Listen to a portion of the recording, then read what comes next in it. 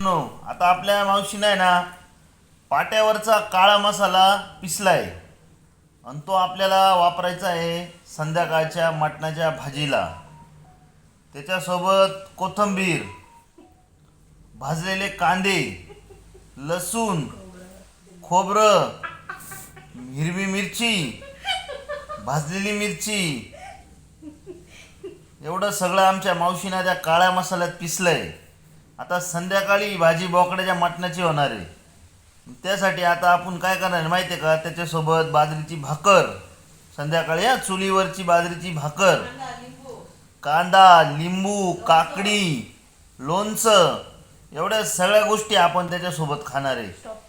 पण मसाला एवढा रेपटायचा आहे, तो मसाला काळा मसाला आहे, त्याची भाजी जेव्हा बनल ना तर एवढी रेपटायची धरून मित्र हो का पार काही विचारताच सोय नाही.